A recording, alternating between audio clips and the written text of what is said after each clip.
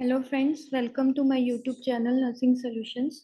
और आज की वीडियो में हम जो हमारे कुछ क्वेश्चंस रह गए थे पिछली वीडियो के, वो हम कंटिन्यू करेंगे। सो पहला क्वेश्चन है the number of deaths under 1 year of age occurring among the live births in a given geographical area during a given year per 1,000 live birth occurring among the population of the given geographical year during the same year is known as infant mortality rate. Infant mortality rate is the death of the children who are less than 1 year divided by total number of live birth. The next is if 100 infants deaths are recorded in a place where there are 4,000 live births in that year, then the infant mortality rate will be, and the correct answer is 25. हमने क्या करना है कि हमारी infant death कितनी है 100 और live birth कितने हैं हमारे 1000. तो 100 divided by 1000 multiply by 1000 हमारा आ जाएगा. जब हम 100 को 4000 से डिवाइड करेंगे और फिर उसको 1000 से मल्टीप्लाई करेंगे तो हमारे पास 25 आएगा. Now the next is the sample registration scheme is the main source of information on mortality, morbidity, fertility rate, birth rate and death rate. So the correct answer is birth rate and death rate. Now the next is in a given population, the number of deaths due to cancer per 100 total death is called as case fatality rate, proportional mortality ratio, crude death rate or survival rate. So, due to deaths due to cancer, हम किसी भी specific disease की बात कर रहे हैं, तो that is the proportional mortality ratio. So, option number second is the right answer. Now the next is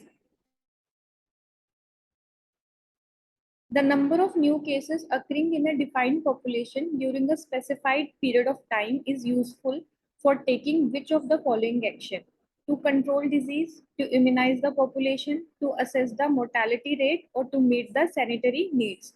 So, किसी भी defined population में अगर हमने number of new cases पता चलते हैं तो हम क्या actions लेंगे? We will take to control the disease.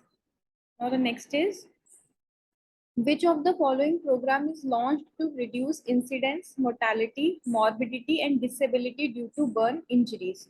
So the correct answer is that is National Program for Prevention of Burn Injuries. जो है वो जो हमारा इंसिडेंस है, मोर्टालिटी है और डिसेबिलिटी है ड्यू टू बर्न इंजरीज, उसके लिए स्टार्ट किया गया था.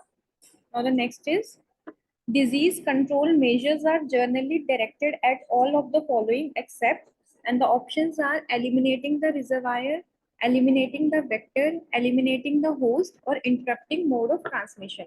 So इसमें जो main रहेगा हमारा correct answer, that is eliminating the host is not the part under disease control because host are the human beings. So हम उनको eliminate नहीं कर सकते, हम उनको treat कर सकते हैं. So option number C is the correct answer. Now the next is Pledge for 9 slogan is related to प्रधानमंत्री जन आरोग्य योजना, प्रधानमंत्री जन धन योजना, प्रधानमंत्री सुरक्षित मातृत्व अभियान और प्रधानमंत्री स्वास्थ्य सुरक्षा योजना. सो जो हमारा प्रधानमंत्री सुरक्षित मातृत्व अभियान है, उसमें जो स्लोगन है दैट इज प्लेज फॉर 9 हम यूज करते हैं क्योंकि इसमें एवरी मंथ हर महीने की 9 तारीख को हमने मदर्स को केयर प्रोवाइड करनी है related to second and third trimester.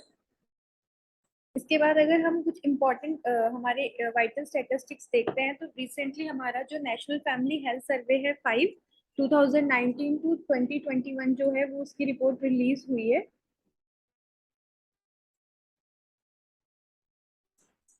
अगर हम बात करते हैं इंडिया में जो अंडर 5 मोर्टेलिटी है that is 41.9, infant mortality is 35.2 and neonatal mortality rate is 24.9. और अगर हम पंजाब की बात करते हैं तो पंजाब में 32.7 है, IMR 28 है और न्यूनेटल मोर्टेलिटी रेट 21.8 है. और अगर हम MMR की बात करते हैं that is maternal mortality rate, तो वो हमें नेशनल फैमिली हेल्थ सर्वे में उसका डाटा नहीं मिलता, हमें ये SRS में मिलता है. दैट इज हमारा जो है 2018 में इसकी रिपोर्ट आई थी, तो उसके अकॉर्डिंग इंडिया की जो मैटरनल मोर्टेलिटी रेट है that is SRS is sample registration survey और सिस्टम. तो इसमें 113 पर 1 लाख पॉपुलेशन है. हम हमेशा इसमें जो डिनोमिनेटर लेते हैं वो 1 लाख लेते हैं और बाकियों में जो डिनोमिनेटर लेते हैं वो हम 1000 लेते हैं. और पंजाब की जो MMR है दैट इज 129. अगर हम बात करें बिहार, तो बिहार में जो हमारा under 5 mortality, infant mortality rate और नियोनेट मोर्टालिटी रेट सबसे ज्यादा है।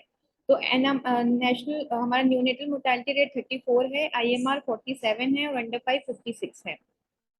अगर हम हमारी टोटल फर्टिलिटी की बात करते हैं, so under national family health survey 5 India already achieved total fertility rate of 2। हमारे पिछले नेशनल फैमिली हेल्थ सर्वे 4 में 2.2 थी और अभी इंडिया ने 2 अचीव कर लिया है। लेकिन 5 स्टेट्स ऐसी हैं जिनमें अभी भी जो हमारा टोटल रिप्लेसमेंट लेवल है दैट इज 2.1 से ज्यादा है, TFR। That is Bihar, Meghalaya, UP, Jharkhand and Manipur. And Bihar and UP में ऑलरेडी वी नो कि मिशन परिवार विकास गवर्नमेंट ने स्टार्ट किया हुआ है, ताकि वहां पे हम TFR रेट को कंट्रोल कर सके। और अगर हम हमारे JSY प्रोग्राम की बात करते हैं, तो हमें घुमा के भी क्वेश्चन आ सकता है कि JSY में हम कितना इंसेंटिव देते हैं। तो जो हमारा जननी सुरक्षा योजना है उसमें हम हाई, हमारे पास लो परफॉर्मिंग स्टेट और हाई परफॉर्मिंग स्टेट होती है। लो परफॉर्मिंग और हाई परफॉर्मिंग स्टेट हम किस बेसिस पे तय करते हैं? On the basis of number of institutional deliveries. So low performing states में इंस्टीट्यूशनल डिलीवरीज जो है, अगर वो लेस देन 25% है तो वो लो परफॉर्मिंग स्टेट है। And if the institutional deliveries are more than 25%, then that state is known as high performing state. तो हम रूरल एरिया में मदर को लो परफॉर्मिंग स्टेट में 1400 देते हैं और अर्बन एरिया में 1000 देते हैं, और आशा वर्कर को 600 इंसेंटिव मिलता है रूरल एरिया में और अर्बन एरिया में 400।